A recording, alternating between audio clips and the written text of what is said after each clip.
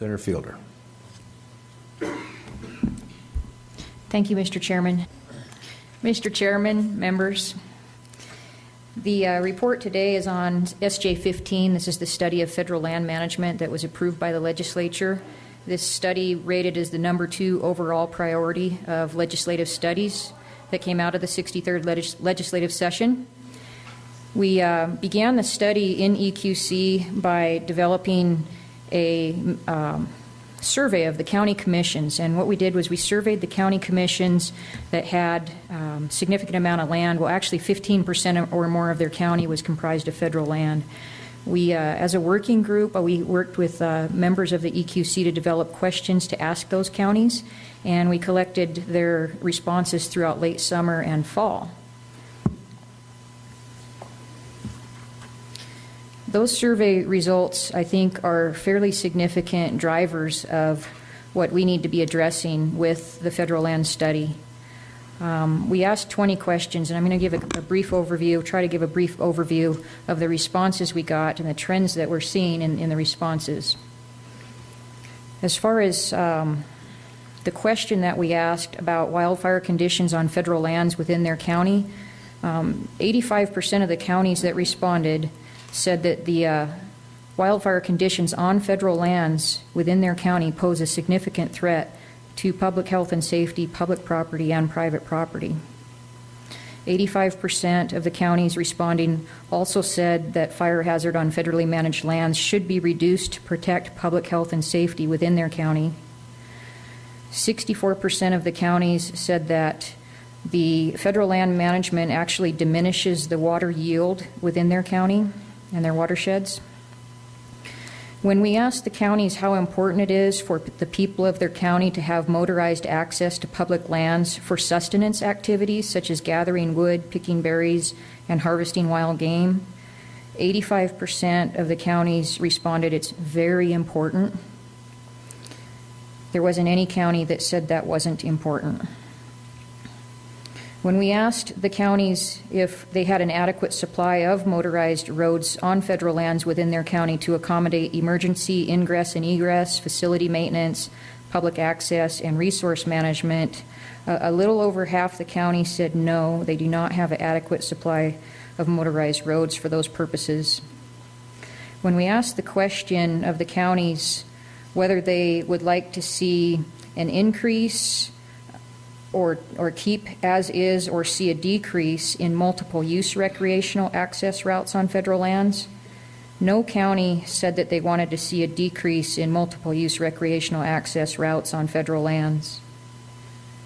17 of the counties said that they wanted to see increased multiple use access, and 8 said they would like to keep that access as it is now.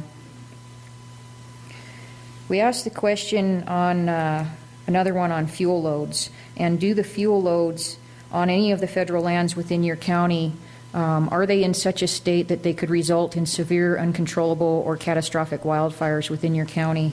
And 90% of the county said yes, those conditions currently exist. Is a high-intensity wildfire on federal lands likely to cause a loss of important fish and wildlife habitat or harm threatened or endangered species in your county? 80% said yes, that the conditions now is likely to cause a loss of important fish and wildlife habitat or harm threatened and endangered species. 80% of the county said environmental threats such as noxious weeds and bark beetle are not adequately controlled on the federal lands within their county. 58% of the county said that the air quality fell below acceptable health standards due to smoke originating from fires on federally managed lands. 91% of the counties said that PILT, payment in lieu of tax revenues, were not equivalent to the amount that that actual land taxation of these lands would bring.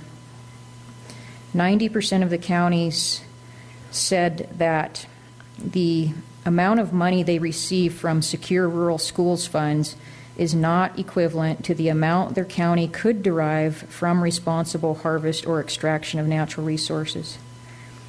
60% said that economic productivity and the number of related private sector jobs commensurate with the resource protection capacity of the lands was not being met.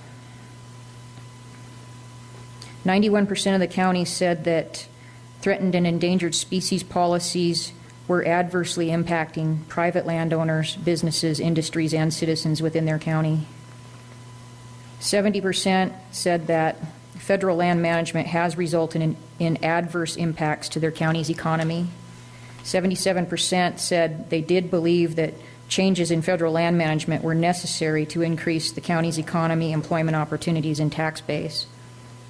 75% said federal land management actions were not consistent with the county's objectives.